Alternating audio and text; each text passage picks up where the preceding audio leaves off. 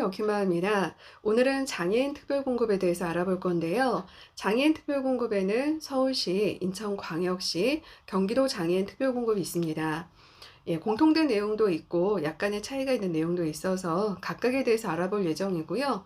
오늘은 우선 서울시 장애인 특별공급에 대해서 알아보도록 하겠습니다. 서울시 장애인 특별공급은 서울복지 포털 홈페이지를 통해서 해당 공지사항과 내용들을 확인할 수 있는데요. 특별공급 소식을 통해서 지역별, 일정별 아파트의 특별공급 기관 추천 공지를 확인할 수 있습니다. 신청 가이드를 통해서 신청 방법과 해당 구비 서류들에 대해서 확인할 수가 있고요.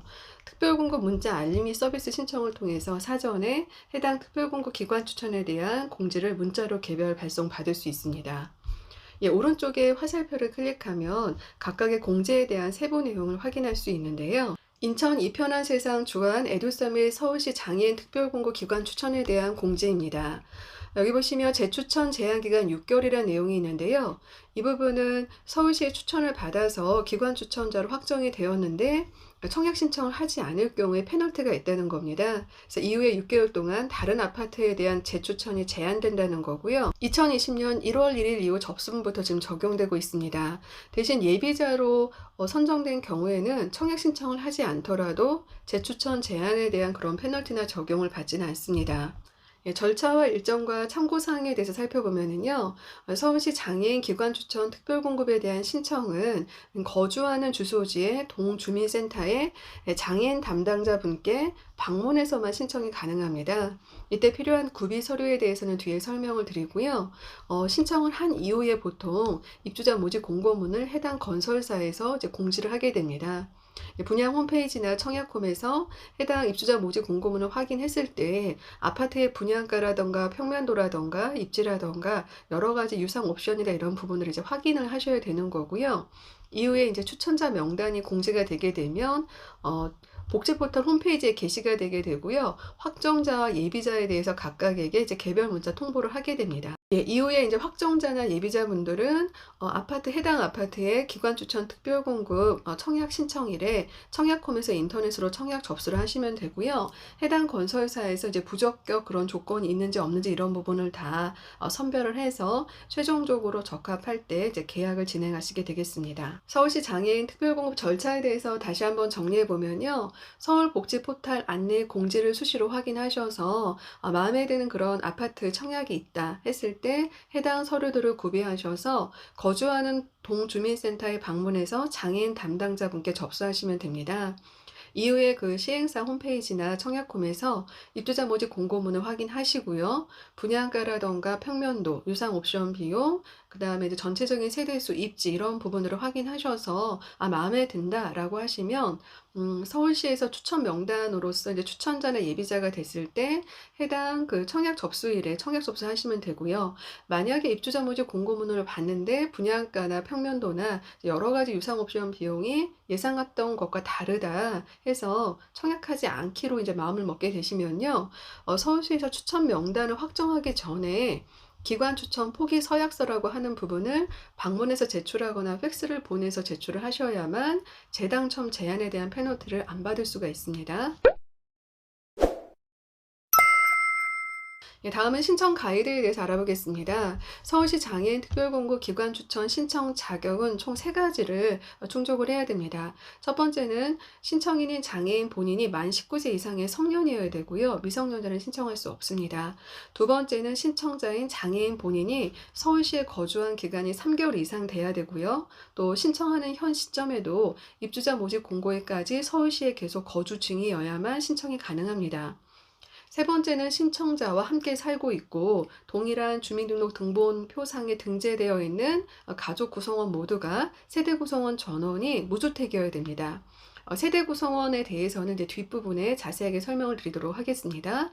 이 아랫부분에 이제 부침 1-1에 자주 묻는 질문이 있는데요. 이 부분 다운받아서 한번 살펴보겠습니다. 서울특별시 장애인 특별공급 Q&A입니다.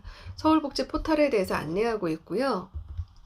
특별공급 문자 알림이 서비스 신청 방법에 대해서 소개하고 있습니다. 서울복지포털 사이트에서 성명과 전화번호만 입력하면 신규 신청 가능하다라고 되어 있고요. 신청이 잘 되었는지 여부는 예, 정보 입력한 다음에 확인했을 때 이미 등록되어 있습니다라는 문구를 통해 확인할 수 있습니다. 예, 신청했는데 문자가 안 오는 경우는요, 전화번호가 맞게 기재되어 있는지 확인하셔야 되고요. 핸드폰에서 수신 거부 또는 삭제가 되지는 않았는지 체크하시면 되겠습니다. 서울시 장애인 특별공급 기관 추천 신청 자격은 무엇인가요? 예, 첫 번째는 신청자 장애인 본인이 만 19세 이상 성년이어야지 되고요. 청약 통장은 없어도 됩니다. 필요하지 않고요. 두 번째는 신청인인 장애인 본인의 서울시 거주 기간이 연속해서 3개월 이상이어야지 되고요. 지금 신청하는 지금 시점에 서울시에 거주 중이어야 되고요. 이 거주 중인 거는 입주자 모집 공고일까지 유지가 돼야 됩니다. 경기도, 인천, 광역시 등 서울시 외에 타 시도에 거주하는 경우는 서울시 장애인 기관 추천 신청이 불가합니다. 예, 세 번째는 입주자 모집 공고일 현재 신청인과 동일 세대, 같은 주소지에 살고 있으면서 동일한 주민등록 등본 표상에 등재되어 있는 세대 구성원 모두가 주택이 있으면 안 되는 무주택자여야 됩니다. 근데 같이 살고 있고 주민등록 표상에 같이 등재되어 있지만 동거인, 남 같은 경우, 그 다음에 형제나 자매, 이모, 고모 이런 경우는 동일 세대원으로 보지 않습니다. 예, 세대형 관련 문의에 대해서 살펴보겠습니다. 예, 장애인 신청자가 꼭 세대주여야만 신청이 가능한가 질문인데요. 그렇지 않습니다. 신청자는 세대주이든 세대원이든 상관없이 신청 가능합니다. 예, 두 번째는 세대 구성원에 해당하는 사람은 누구인가에 대한 질문인데요. 예, 동일한 그 주민등록표상에 등재가 되어 있고 같이 살고 있다 하더라도 모두가 다 세대 구성원으로 인정되지는 않습니다. 예, 첫 번째는 주택공급 신청자고요. 두 번째는 신청자의 배우자는 동일 세대 구성원으로 인정됩니다. 이 배우자 같은 경우는 같은 주소지에 살고 있지 않고 또 동일한 주민등록표상에 등재되어 있지 않고 다른 지역, 다른 주택에 살고 있다 하더라도 이런 경우를 이제 별도 세대라고 하거든요. 이런 경우도 동일 세대로 보게 됩니다. 배우자 확인은 그렇기 때문에 가족관계 증명서로 확인을 하게 됩니다.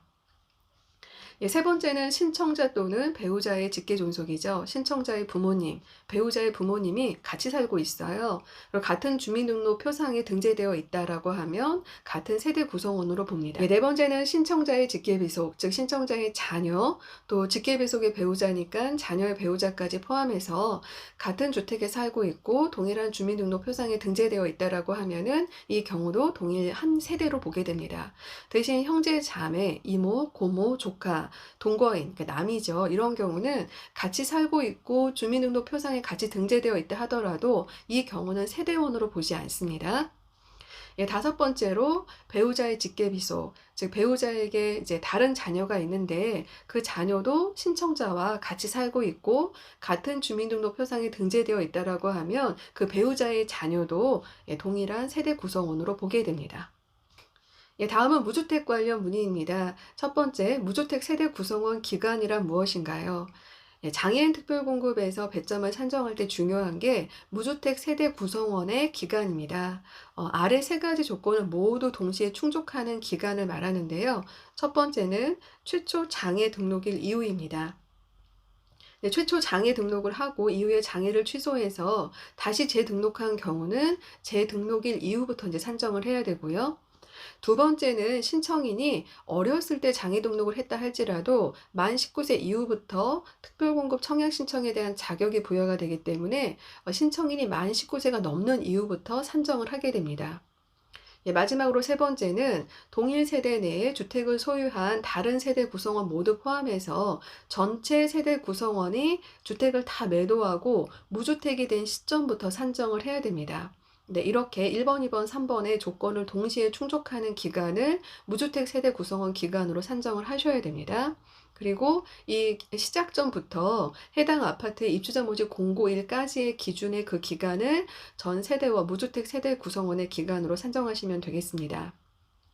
예, 또한 이제 모든 세대 구성원의 주택 소유 여부는요, 지방세 세목별 과세증명서, 주택 재산세 그 과세 내용 여부로 판단을 하게 됩니다. 예, 두 번째 질문은 부모님이 주택을 가지고 계시는데 무주택으로 인정을 받을 수 있는지에 대한 부분입니다. 예, 아까 그 동일 세대에서 신청자 또는 배우자의 직계존속 부모님이 함께 있을 경우 같은 세대원으로 본다 했는데요. 부모님이 만약에 만 60세가 넘은 경우는요, 주택을 소유하고 있다 하더라도 무주택으로 인정이 됩니다. 예, 그래서 현재 만약에 부모님이 이제 주택을 갖고 계시고 그 집에 신청자 부부가 살고 계시다라고 하는 경우도 신청 가능하시고요. 배우자의 부모님인 께서 주택을 갖고 계시고 같이 살고 있는 경우도 역시나 신청 가능합니다. 대신 이 경우에 앞전에 말씀드린 무주택 세대 구성원 기관 산정 시에는 이 만 60세가 넘어서 부모님이 무주택으로 인정되는 시점부터 산정을 하셔야 됩니다. 네, 다음은 배점 관련 문의입니다. 장애인 특별공급은 어떤 기준으로 점수가 산정되나요? 예, 배점 관련에 대한 자세한 내용은 잠시 후에 살펴보고요. 해당 항목만 먼저 간단하게 살펴보면요. 첫 번째는 신청자의 장애 정도입니다. 두 번째는 무주택 세대 구성원의 기간이고요. 세 번째는 세대원 중 장애인이 있는지 여부이고요. 네 번째는 세대 구성원이 몇 명인가. 네, 다섯 번째는 65세 이상의 장애인이 있는지 여부이고요. 마지막으로 서울시 거주 기간에 따라서 배점을 산정을 하게 됩니다. 두 번째는 장애 정도가 심한 장애인입니다. 배점이 어떻게 되는지에 대한 그런 문의인데요. 장애 정도가 심한 장애인으로서 폐지 전 기준으로 1급에서 3급이다 하면 20점의 배점을 받을 수 있고요. 장애 정도가 심하지 않은 장애인으로서 폐지 전 기준으로 4에서 6급인 경우는 10점의 배점을 받게 됩니다. 예, 세 번째 질문은요. 세대원 중 장애인이 있으면 점수를 더 받을 수 있는지에 대한 질문인데요. 예, 그렇습니다. 신청자를 제외하고요. 세대원 중에 장애인이 1명 있는 경우는 5점, 장애인이 2명 이상 있는 경우는 10점의 배점을 받을 수가 있습니다. 예, 다음은 중복 신청 관련 문의입니다. 일반 공급과 특별 공급 기관 추천 중복 신청이 가능한지에 대한 질문인데요. 일반적인 그런 청약 같은 경우는 기관 추천이 아닌 경우는 동일 아파트에 대해서 동일한 그 신청자가 특별공급과 일반공급 신청이 가능합니다. 그런데 기관 추천 특별공급 같은 경우는 사전에 기관 추천 신청을 해서 그 추천자로 확정이 되게 되면은요. 어떻게 보면은 이제 확정이 거의 다 된 상태에서 특별공급 신청일에 청약 접수를 통해서 부적격 사유만 없으면 청약 당첨이 확정이 되는 거거든요.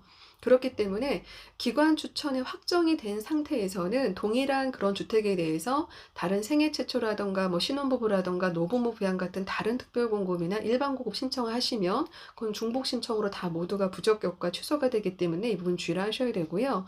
그게 아니고 기관 추천 지금 신청을 접수 신청을 한 상태에서 다른 아파트에 대한 일반공급과 특별공급에 대한 그런 청약 신청은 하실 수 있는 거고요. 청약 접수일이 다르고 발표 일정이 이제 당첨자 발표 일정이 다르면 다른 부분 하실 수가 있다는 이야기입니다. 두 번째는 장애인 특별공급 기관 추천 신청을 여러 개 할 수 있는가? 예, 할 수 있습니다. 기관 추천 신청을 했다 해서 지금 추천자로 확정된 건 아니기 때문에 신청일과 관계없이 다 신청은 해보실 수 있고요. 대신 이제 추천 명단 발표 일자가 가장 먼저 발표되는 건이 최종 기관 추천 그 추천자로 확정이 되는 거고요. 나머지는 자동 삭제 취소되게 됩니다. 장애인 기관 추천 특별공급 주택알선 우선순위 배점 기준표에 대해서 좀 더 상세하게 살펴보겠습니다. 예, 그 평점을 주는 항목에 대해서는 앞에서 살펴봤는데요. 첫 번째는 장애 정도입니다. 총 20점의 배점을 받을 수 있고요. 장애 정도가 심한 장애인인 경우 등급 폐지 전에 1급에서 3급에 해당되는 경우는 20점의 배점 받을 수 있고요. 장애 정도가 심하지 않은 장애인의 경우 등급 폐지 전 기준으로 4급에서 6급인 경우는 10점의 배점을 받을 수 있습니다. 두 번째는 무주택 세대 구성원 기간인데요. 앞에서도 여러 번 말씀드린 것처럼 세 가지 요건을 동시에 충족을 해야 됩니다. 신청자의 최초 장애인 등록 기준일이고요. 만약에 장애 취소를 등록 취소를 하고 재등록한 경우는 재등록일 이후부터 산정하셔야 되고요. 두 번째는 신청자가 만 19세가 넘은 이후 시점부터 산정하셔야 되고, 세 번째는 세대 구성원 전원이 무주택이 된 시점 이후부터 산정을 하셔서 1, 2, 3을 동시에 충족한 기간은 해당 아파트 입주자 모집 공고일이 발표된 그 날짜까지 산정하시면 되는데요. 10년 이상 경과됐다 하면 30점, 9년 이상 경과되면 25점, 8년 경과 시 20점, 15점 10점, 5년 경과시 7.5점, 3년 경과시 3.5점, 2년 경과자 2점, 1년 경과자 1점, 이렇게 총 30점 만점 배점에 1점부터 30점까지 경과 일수에 따라서 배점 받을 수 있습니다. 세 번째 항목은 세대원 중에서 장애인이 추가적으로 있는지 여부인데요. 신청자를 제외한 세대 구성원 중에 장애인이 1명이면 5점, 2명 이상이면 10점의 배점을 추가로 받을 수가 있습니다. 예, 그리고 만약에 신청하시는 분이 지적 장애인이거나 정신 장애인 및 장애 정도가 심한 뇌병변 장애가 있는 경우는요. 그 해당 신청자를 대신해서 다른 분이 위임을 받아서 신청할 수 있고요. 이 경우 이 위임받은 그 신청자 제외하고 다른 세대원 중에 장애인이 1 명이나 2명 이상 있으면 점수를 추가로 받을 수가 있습니다. 예, 네 번째는 세대 구성원 그 인원수입니다. 대신 이 경우에 앞에서도 설명드린 것처럼 같은 주택에 살고 있고 동일한 주민등록표상에 등재돼 있다 하더라도요. 직계 존속이나 직계 비속이 아닌 경우에는 그런 동거인이죠. 형제, 자매, 이모, 고모, 그다음에 타인의 경우는 세대 구성원 수로 포함을 하시면 안 됩니다. 그래서 5인 이상이면 20점, 4인은 16점, 3인은 12점, 2인은 8점, 혼자 단독 세대일 경우는 4점의 배점을 받을 수 있습니다. 예, 다음은 65세 이상의 장애인이 세대 구성원 중에 있는 경우에는요, 5점의 배점을 더 받을 수 있고요. 만약에 공급 신청자가 65세세요. 65세 이상이세요. 이 경우는 해당되지 않습니다. 공급 신청자를 제외하고 추가로 65세 이상의 장애인이 있을 때만 5점의 배점을 더 받을 수 있습니다. 예, 마지막으로 서울시 거주 기간입니다. 네, 서울시 거주 기간을 산정하는 부분도 조건이 약간 좀 까다롭기 때문에 주의가 필요한데요. 첫 번째는 신청인이 장애인 등록 시점 이후부터 입주자 모집 공고일 현재 계속해서 서울시에 거주하는 기간입니다. 그러니까 그 전에 서울시에 거주를 했다 하더라도 장애인으로서 등록하기 전에 서울시에 거주한 기간은 포함되지 않는다는 뜻입니다. 또 장애인을 접수를 하고요. 등록을 하고 취소했다가 다시 재등록한 경우는 재등록 시점 이후부터 입주자 모집 공고일까지 서울시에 거주한 기간으로 산정하셔야 되고요. 예, 또한 신청 자격이 발생하는 게 만 19세 이후이기 때문에 만 19세 이후의 기간만 산입을 하셔야 되고요. 타 지역에서 최종 서울시로 전입한 날짜부터 산정하셔야 됩니다.